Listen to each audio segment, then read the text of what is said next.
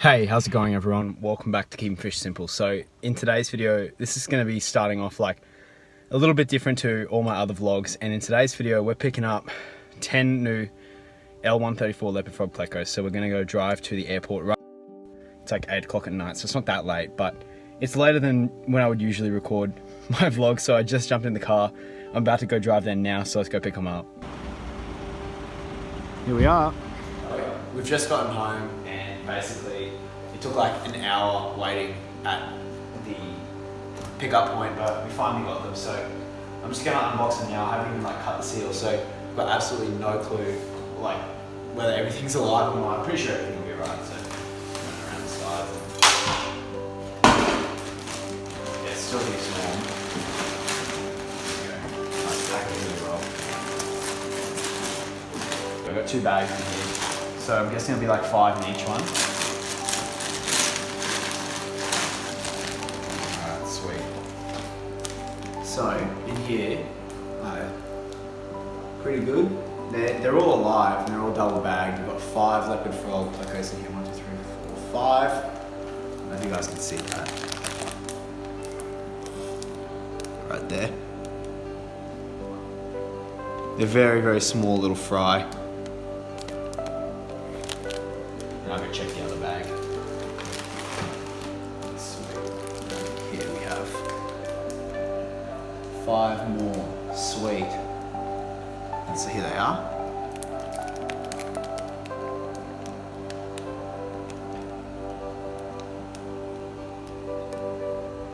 Sweet. So you guys might be wondering why I keep buying more leopard frog plecos, and the reason why is I'm trying to mix up all my bloodlines. I don't want to have like a bunch of like sibling fish all breeding each other, because I don't think that it's such a beautiful fish and I don't think that it deserves to be mixed and have like bad genes introduced into them. So basically I'm putting these guys and growing them up in a separate tank to the group that I already have. So I'll have like 18 of these guys in total.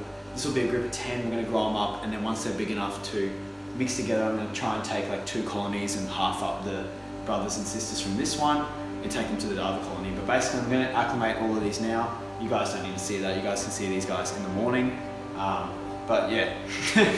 Okay, so it's been another few days now since the last time you guys have seen these fish, and they have settled in quite well. So you can see, here's one of the leopard frog plecos. Now these guys came in and they are very, very small. They're a lot smaller than what I expected them to be, but nonetheless they are leopard frog plecos and they are pretty hard to get in Australia. So I'm pretty happy to get these guys. I've got 10 of them at the moment. They've settled in pretty well. You can see here, this guy's pretty confident. He's out and about, but he is a little bit skinny. I'd like to get him a little bit more fat before I'm comfortable with these guys in this aquarium. So there's one here.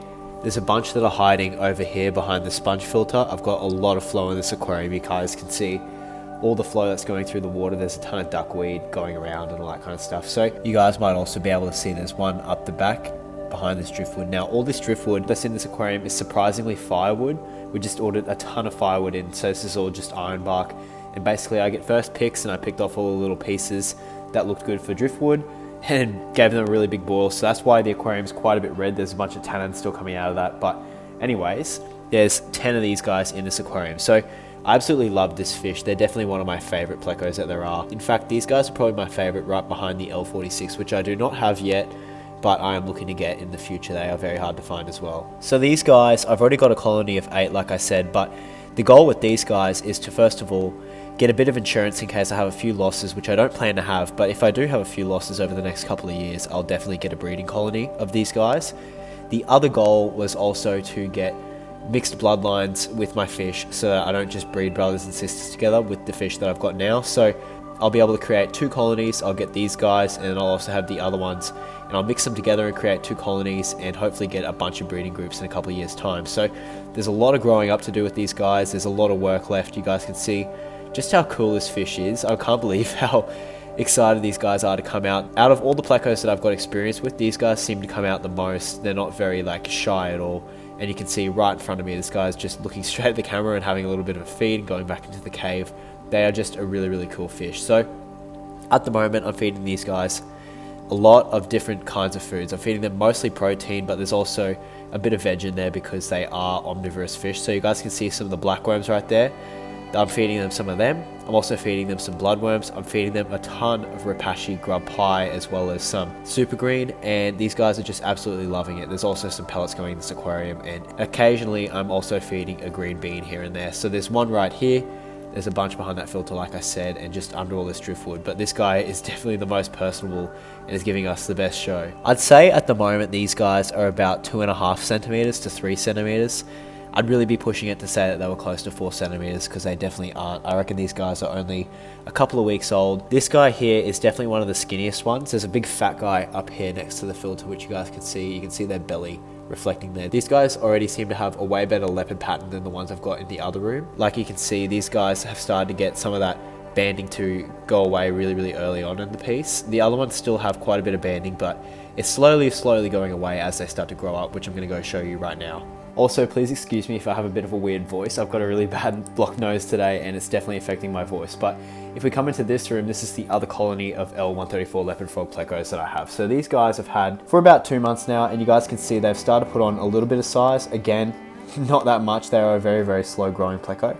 They seem to hide out quite a bit. These guys are quite active as well, but only really at night. So there's one under this piece of driftwood.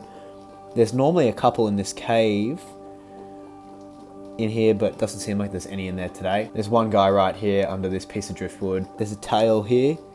You guys can see that one. There's another couple under here eating some Rapashi. So you guys can see they aren't that active, but for a pleco, these guys seem to come out quite a bit. These guys haven't started to lose that banding on their back yet. They still look like, I can't really explain it, but as these guys start to get older, they're going to lose that and start to look like leopard frog plecos, which I'm kind of really keen to start to see. But these guys are all really healthy. I only suffered one loss with these guys, and I'm honestly not too sure what the cause of that was because there was not any indication of any problems in the aquarium, and I'm just under the belief that it was a dud.